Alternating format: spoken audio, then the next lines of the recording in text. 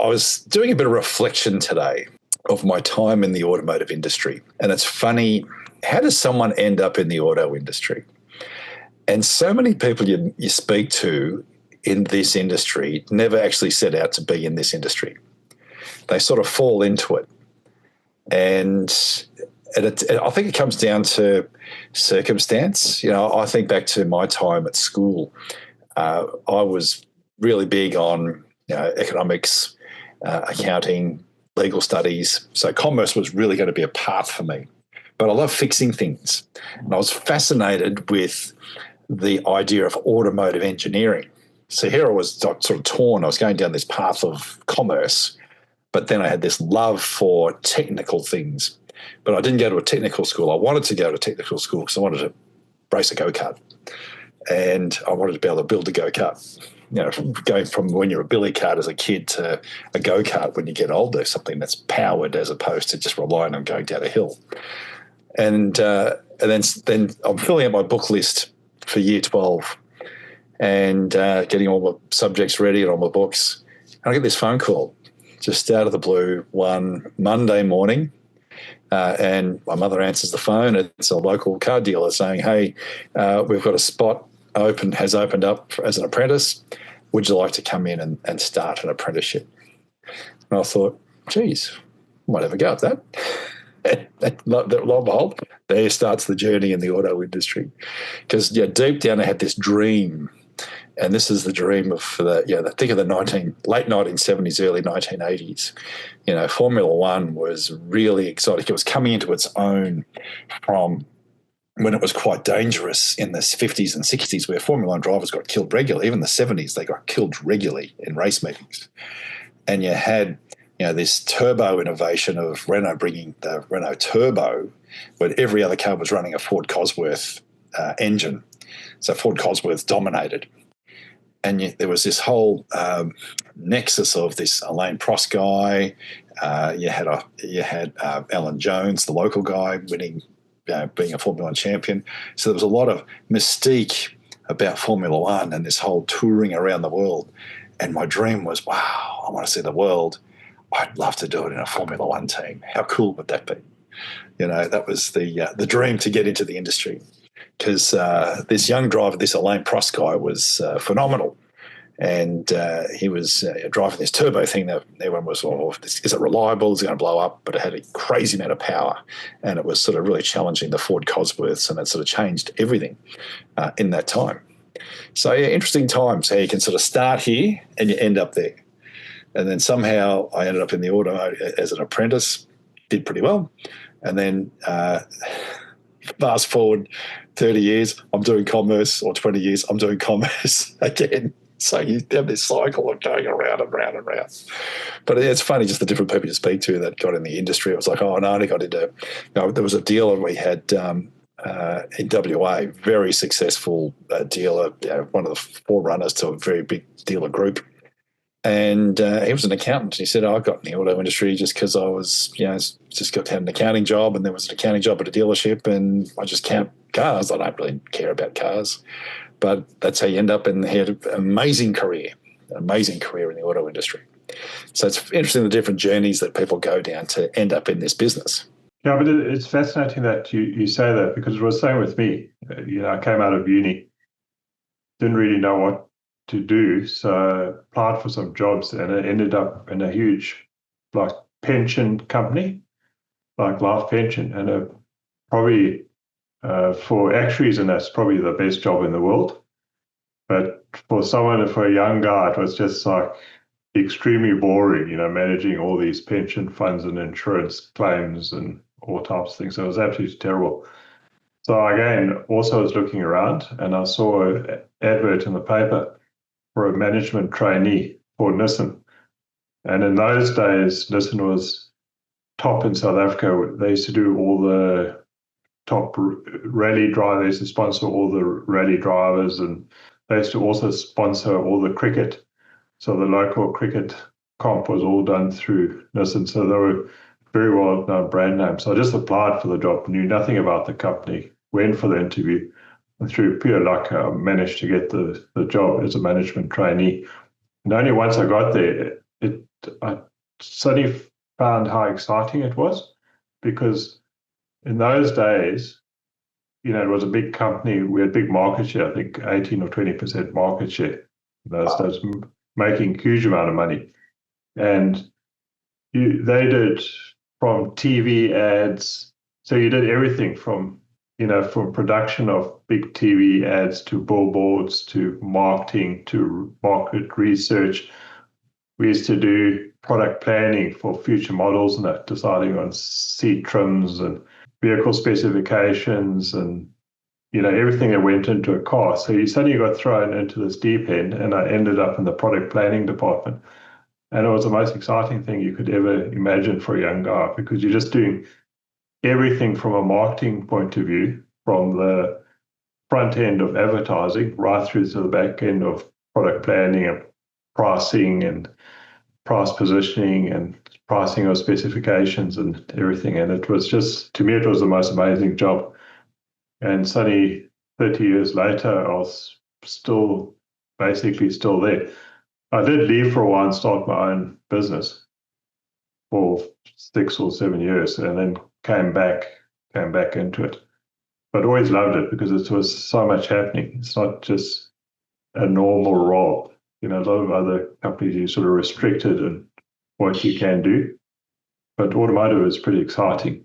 It's interesting when you say that, because there's so many different parts of it. When you think of it, we've been doing this podcast, John, for 5 years. We've spoken about the various bits that you do along the way, the various opportunities, and we always focus on the opportunities in this industry. There still are. It has changed so much. There still are dealers, and there's a career path within the dealer side of things. You can be a technician, you can be a parts person, you can be in the detailing side. You can start on the floor, and you can actually work your way through.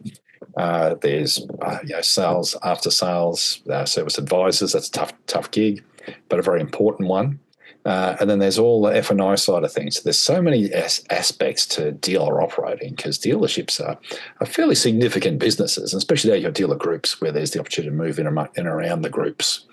And there's some great career paths available in dealer land. So we should never underestimate just the dealer land opportunities that exist.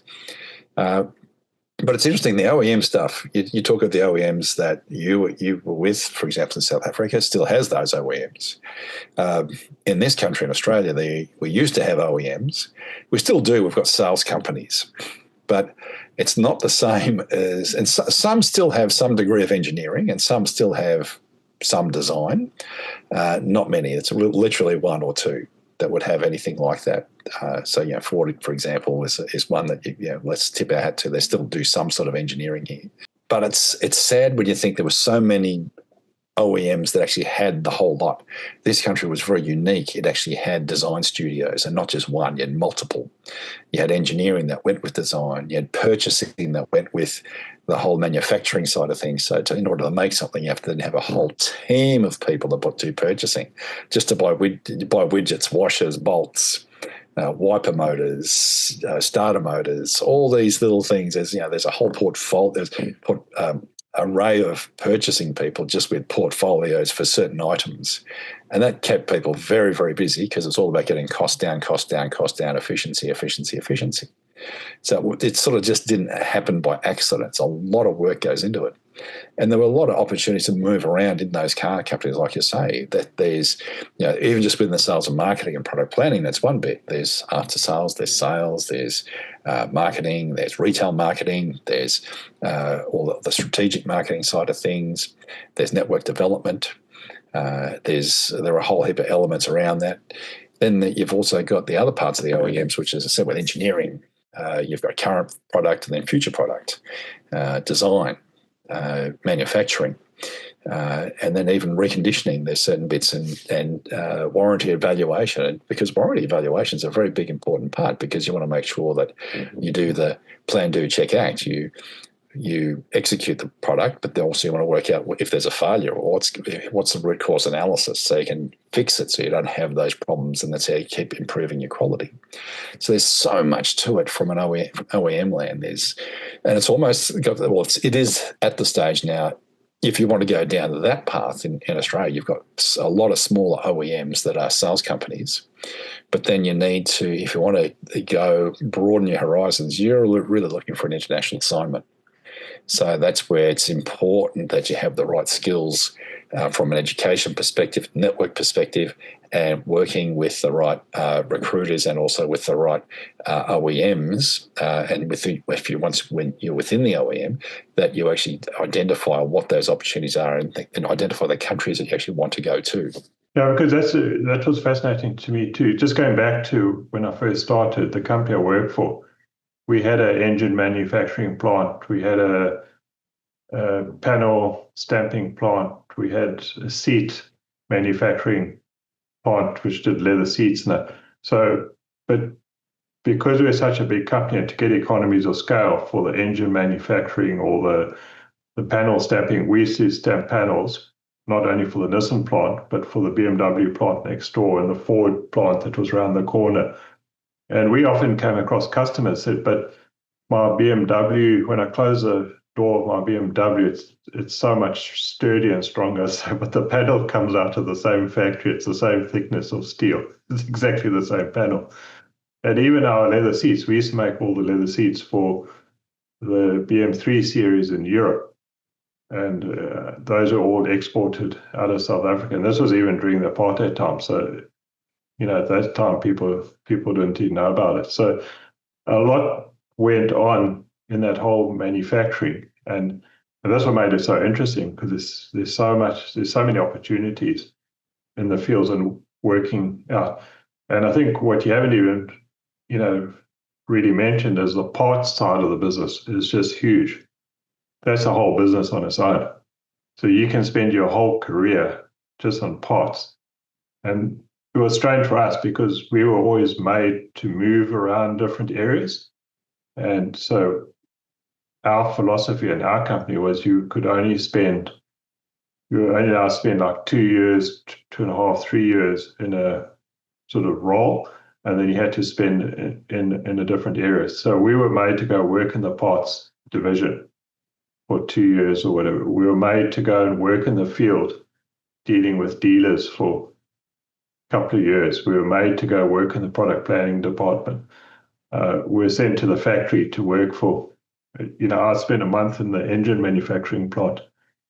I spent, 3-4 months in the engineering division in the factory, because that's the way it was. They just sent you everywhere and you had to learn. And I was surprised because I moved to Europe and worked in Europe for 6-7 years. And there I used to come across guys who spent their whole career just in not only after sales part of the business, but a speciality part of after sales. And it's only then you start to realize, I sort of knew nothing about anything. It was sort of a little bit about nothing sort of thing. But you get this whole overall perspective of how it all fits together. But other guys are so specialized and know the detail in this narrow sector, but they have no idea what else goes on in the business. So, John, what's your advice to anyone who's thinking about getting into the auto industry? One. And the second question is, what's your advice to anyone who's in the auto industry to expand their skill set? What we were always taught, Mark, whether this is true or not, is you have to be in the engine of the business. So it doesn't matter what business you're in, you need to be in the engine. If you're in the engine part, and it's normally sales or manufacturing. So it's in one of those two areas, or finance. So, and you need to try and broaden your perspective and knowledge and have a good understanding of as much of that as possible. Because the more you understand it, the more aptitude or ability you have of working yourself up into senior management. Because once you get into senior management, you don't need to understand the detail of what's going on, but you need to have a good understanding. The guys below you, the specialists in those areas, will be able to do the job, and they'll be able to advise you on what to do. But you need to have a good understanding of how this fits with that, and can have a broad perspective and then develop it as a manager. So you don't have to know the detail, but you need to know how it all fits together and how it works. So I always think as a advice to anyone, try and get into work out where's the engine of the business and try and get into that part, because then you always be a crucial part of the business. As soon as you get out in the peripheral, you can easily get put aside for if there's a downturn or something happens. They always have to get rid of the peripheral parts, and so companies expand and get smaller and grow bigger. But the sales and those core key areas, they always have to be there for the company to survive. They do downsize sales. Trust me, they do.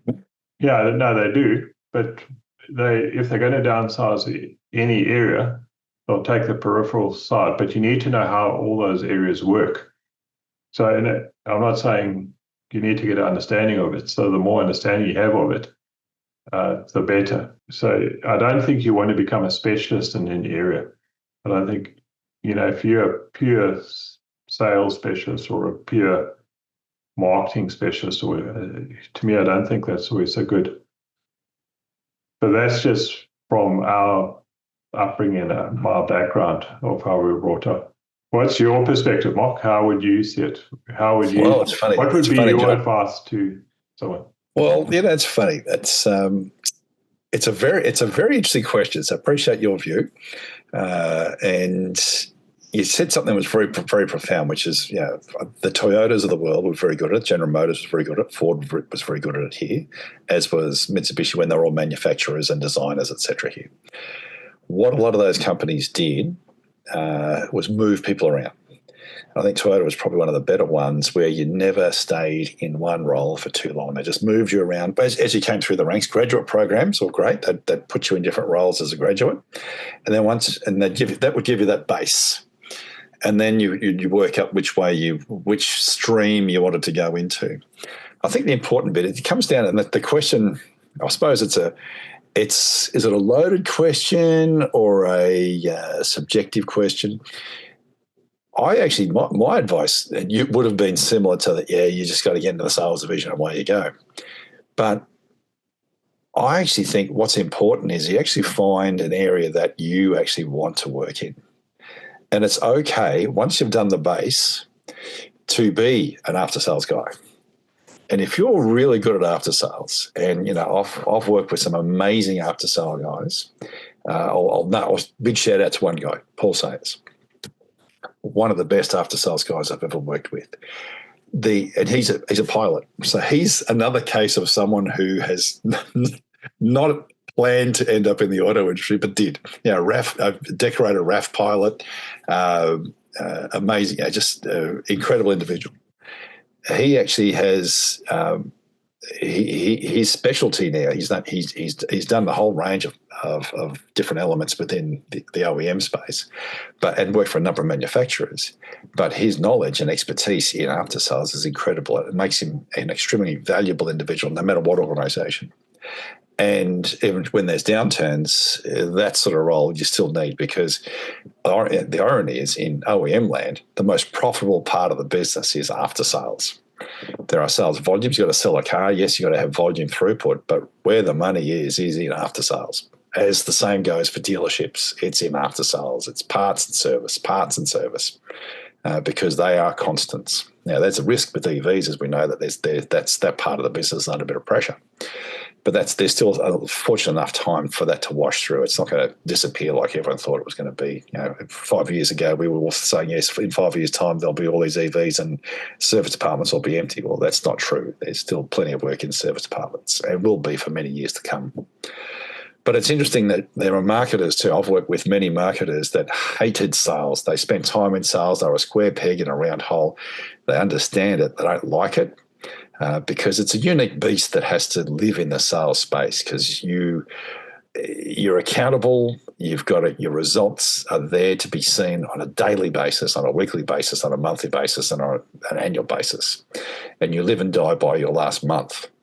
Whereas with marketers, you've got slightly larger horizons to work with, and there's more creativity required with that.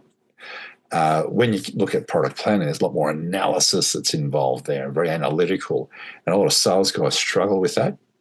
So this is where I think the important bit is, if you really want to have a successful career in the industry, work out where you want to be. And the best thing would be to try different elements of it.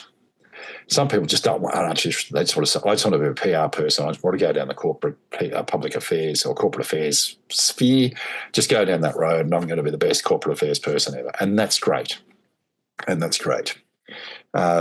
Others, as you say, if you want to be the CEO, well, then you need to have a bit more of a grounding as to what happens. But primarily, you need to live within sales and marketing. You really need to do that. Although, depending on some car companies, favour CEOs that have been engineers.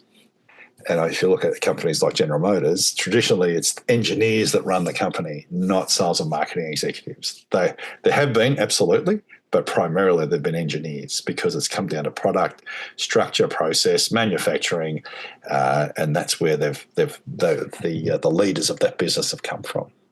But yeah, it's an interesting one. It's one that I think that it comes down to finding your groove, but also the beauty of the industry is that you can be many things. You can do many things. Sadly, with the advent or the disappearance of manufacturing, you've really got a series of smaller sales companies that you need to work for. So there are fewer of those broader roles that used to exist. And now you've got more smaller, flatter org structures with sales, marketing, after sales, network development, and HR and finance. And that tends to compress a lot of those roles that never used to be here, because a lot of those technical roles are actually overseas in the parent company. But I think you brought up a very good point earlier when you spoke about the Toyotas and Nissans and especially the Japanese-based type companies. Because the one thing that they did is once you start working for them, it's like a lifelong career. You will work there for 20, 30, 40 years. And, I worked for Nissan for nearly 30 years in total and all around the world. And they had that, as you said, that philosophy of moving you around the business and developing you and educating you and slowly lifting you up through the hierarchy of the business. Whereas I think, and I've got an MBA background, and I shoot myself in the foot here, but the like Jack Welch's and the American system of trying to churn that bottom 20%, you need to get rid of the 20% and bring in more young people and then churn the 20% again. That whole turbulent environment makes it pretty tough to try and work in that, whereas the Japanese don't have that. I don't think you ever came under like feeling a threat or you're just going to lose your job immediately or whatever. And I think that's why they've grown from strength to strength. And that's, I think it's not a bad system. I'm not saying it's perfect, but it's not a bad system because if you don't have all the politics and that involved, because when people are in danger of losing their job, you find you start to protect everything. So you hold as much information close to you. You try and create your own little empires in the organization to show how important you are. And I think that does the overall organization a lot of harm. And then coming back to your last point, I know you said there's limited roles in the Australian market because you don't have the big manufacturing facilities and that anymore. But if anyone's interested in getting into automotive or spend time in the Australian market, I would always recommend they try and get into, say, a European market. And the reason I'm saying European market is because it gives you an opportunity to work in an environment. Because if you work in Europe, you're going to work across a whole lot of countries. Because the countries are so close together, there's different cultures and languages and currencies, and there's all types of things to deal with. And it's a great learning curve to get into that sort of environment because you have to deal with all these other things and learn how to deal with them. Nothing's straightforward. So even if it's 3 to 5 years, just getting that understanding and that business understanding of how things operate. Whether you stay in the automotive environment or then leave the automotive environment, it's a great place to learn about business and cultures and how different things work. When you've only worked in one environment, you think everything works like this. It's only when you move out, you're suddenly in shock. The first time I moved to Europe, I was having to set up a call center, and we were dealing in 11 languages. We just dealt in English. You just did everything in English. And then you have to translate all the stuff into different languages. And then if you get into some countries, they have different dialects in those countries. So if you get the person translating, they translate it in their dialect, and then other people say, oh, but this is a bad translation because they interpret it differently. And it's the same language. So unless you've worked in that environment, you'll never understand it. And it makes you really have to stand back and assess before you make decisions. You have to really think about things and just get better understanding.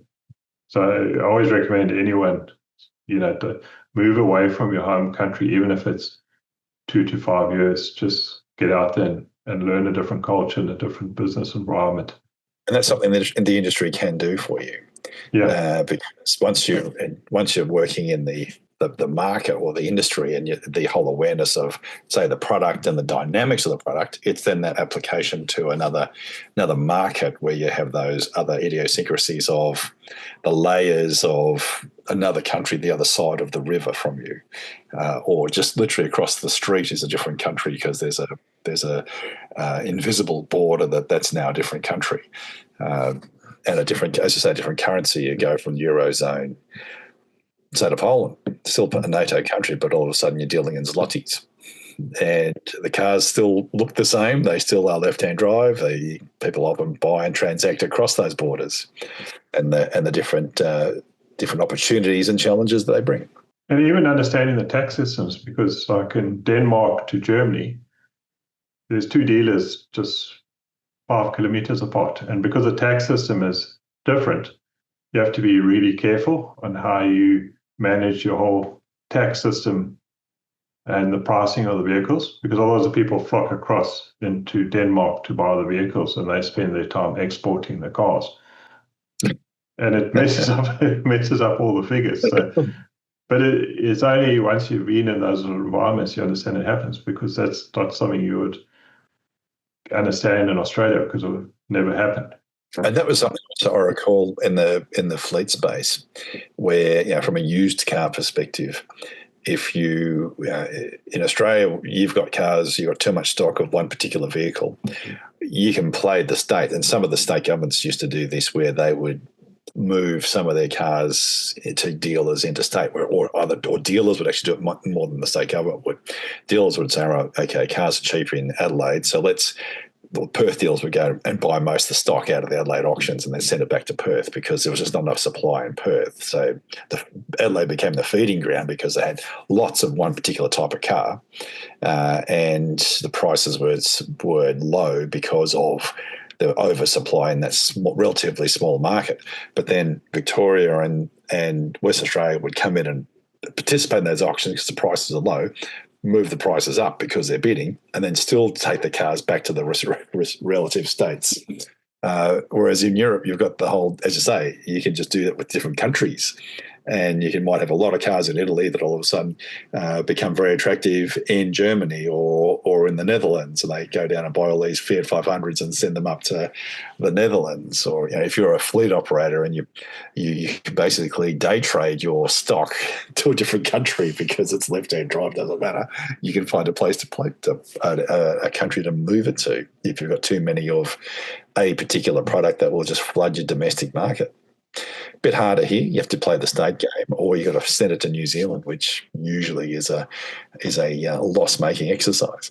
Well, it's expensive transport, so that's where it makes the New Zealand opportunity the difficult. It's the highest, one of the highest transport costs between Australia and New Zealand in the world.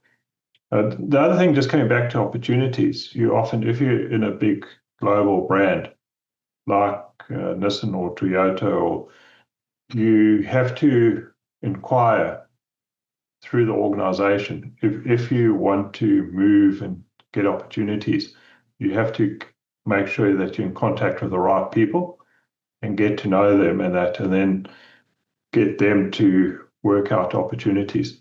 And often you'll find countries like, for some reason, I know in Nissan, there always used to be opportunities in Canada. So a lot of guys used to go to Canada, get quite senior positions, like you could get in as a relatively junior type guy, get into a sort of senior position, develop yourself in Canada, spend 2-3 years there, and then from there go to the US or go back to Europe. So it was always like Canada was always used as a stepping stone. So those are also great sort of opportunities. But you need to make sure that you're in contact with the right people in the right hierarchy and start speaking to them and saying, this is what I'd like to do. Are there opportunities? This is where I can fit in, and start trying to mold those sort of opportunities through that avenue.